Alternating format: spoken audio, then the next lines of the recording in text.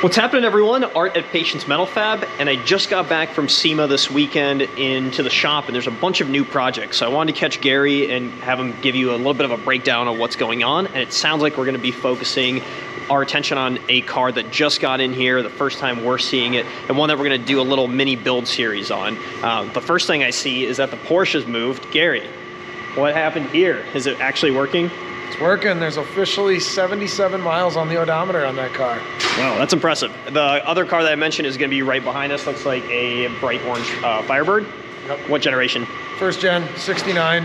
It's a good one. It's going to get the full kind of pro touring treatment. And it looks like you guys already got started on it. The rear end is all dropped out. Looks pretty clean considering it's a first gen under here. So what do we got? Fuel tank, we've got the rear end. What's the plan with this thing? Yeah, it's a pretty cool car. Like you say, it's clean. Doesn't look like it's had floorboards or anything. It's just been well kept. Obviously newer paint on it. It's got a nice 455 Butler motor in it, so the thing moves. We'll be doing Detroit Speed subframe connectors, the wheel tubs, Ridetex 4-link with some coilovers on it. The cool thing that we're going to be doing is Bear's new tracker system, which is their full floating conversion for the rear end. So we got to narrow the rear end anyway. So when we get to that, we'll show you some more details on the parts and how that system works. And then we'll top it all off with a nice little half roll bar for him, and he should be good to go rip. With all the things that are happening to this car that Gary mentioned, I'm envisioning probably a 3 or 4 part episode series on this. And the first thing we're going to get started with is the wheel tubs. You can see them right here. It is going to be a pretty extensive job to fit them in. We're going to have to lay out a template, which Ben is working on, and then make a pretty heavy cut into this car. Where's this going to be?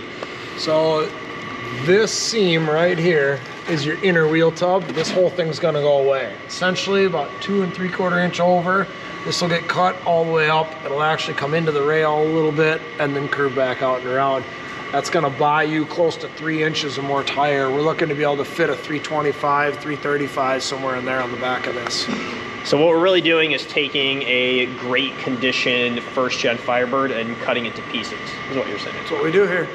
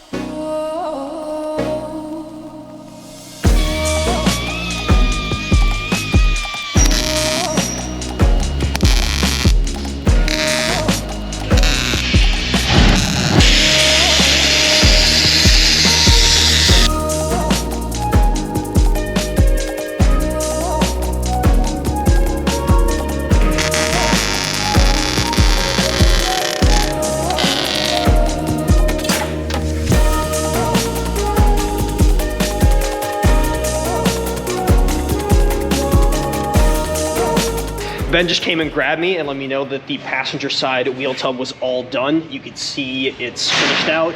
We just need basically sealant on this, and then we could start working on the rear end and eventually get this wheel setup in there. Gary, you wanna lift this wheel up and show what the OE setup would look like if we tried to fit this on? Yep, so this is the factory tub still on this side, and that's as far in as that wheel's gonna fit into that tub.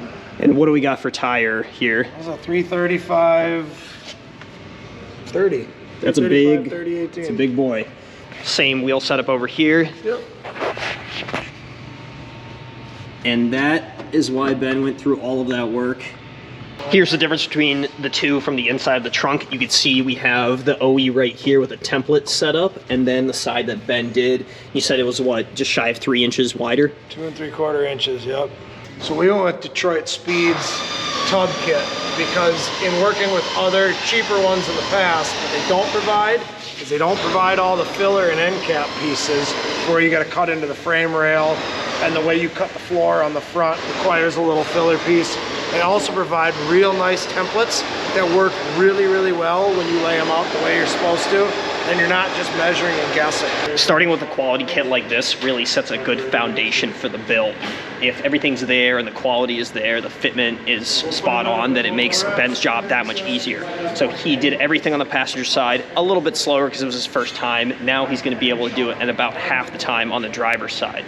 He's going to get to work, and then once it's all finished up, we're going to move on to that rear diff and really complete the rear end on this car. There's still going to be a bunch of cutting, a bunch of welding, a bunch of work to do on this, and by the time it's set down on the ground, it's going to have a really mean stance with these tires, and most importantly, all the grip that he was missing before.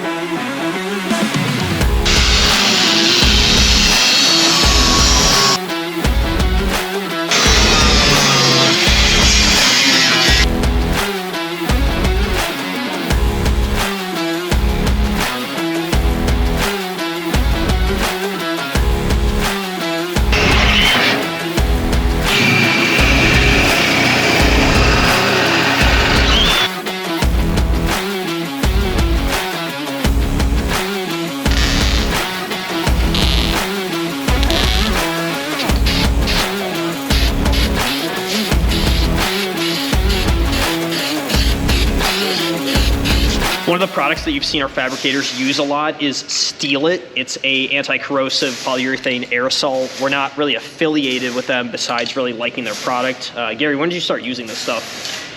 We've been using it for a couple of years now. It's nice on the cages because if you want to add anything to a cage after the fact, you can weld right through it, which is pretty cool.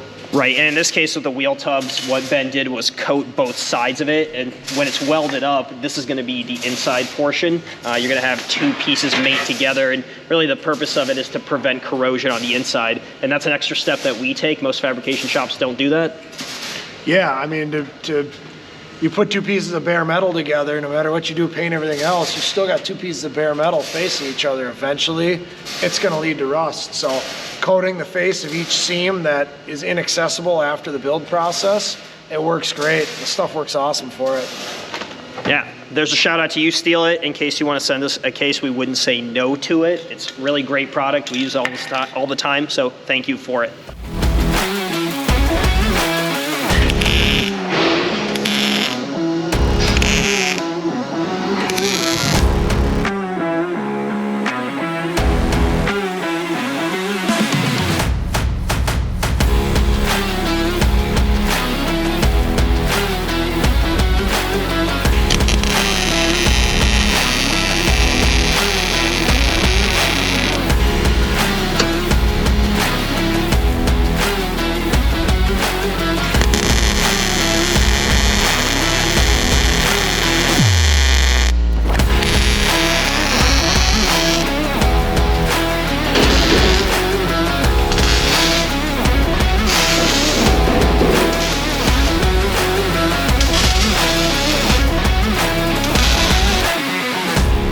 Ben is officially done with those wheel tubs. They look awesome, as you guys saw, and I think that's a good way to wrap this video. Now in the next one, we're getting right back in there, and we're gonna be installing the 4-link suspension kit along with that floating rear end conversion kit. So there's a lot to go on before we can actually get those wheels up and show you the stance on this car.